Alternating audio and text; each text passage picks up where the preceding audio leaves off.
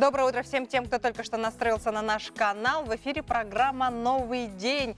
И сегодня будут подведены итоги республиканской акции «Природа и мы». Более подробно об этом мероприятии сегодня нам расскажет Владислав Велигура, заместитель руководителя департамента Министерства экологии нашей республики. Владислав Александрович, здравствуйте. Здравствуйте. Расскажите, пожалуйста, что из себя представляет эта акция «Природа и мы»?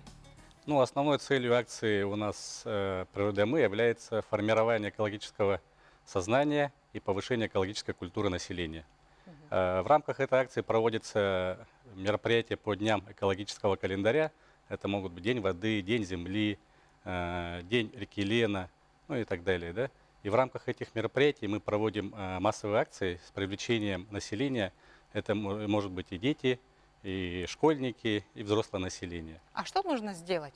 Ну, в рамках этой акции мы объявляем, помимо таких дней экологического календаря, различные конкурсы, по итогам которых каждый, принявший участие, может стать победителем.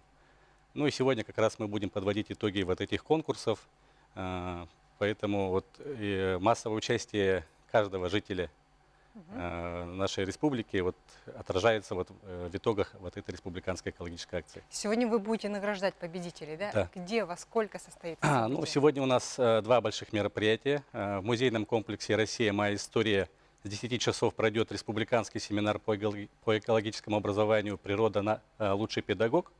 А в 15 часов там же в музейном комплексе «Россия. Моя история» состоится закрытие, подведение итогов республиканской экологической акции «Природа и мы», где мы будем уже чествовать всех победителей. Победителей много, да? Победителей много, да. Конкурсов было основных 5. По итогам каждого конкурса есть победители, призеры. И помимо этого есть еще специальные номинации, которые мы подготовили для наших участников. Но я так понимаю, что эта акция такая долгоиграющая. Она стартует там весной, наверное, да?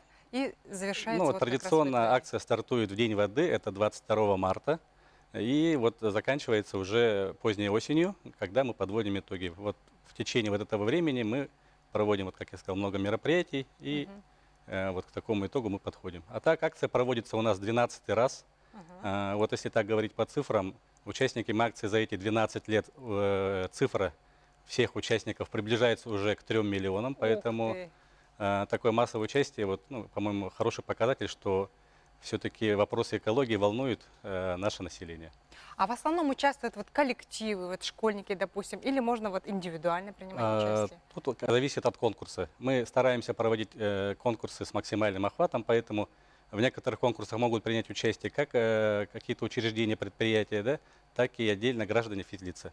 Поэтому тут все зависит от условий конкурса, которые мы... А вот вы сказали, почти 3 миллиона за этот промежуток времени принимает участие в этой акции. Кого больше? Взрослых, детей, понятно, что школьников, конечно, в общей массе больше, конечно, потому что они все-таки более как-то так организованы, учителями, да.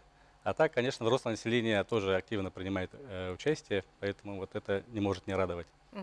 Огромное вам спасибо за позитивную новость в пятницу с утра. Дорогие победители, я поздравляю всех тех, кто победил в этой республиканской акции «Природа и мы».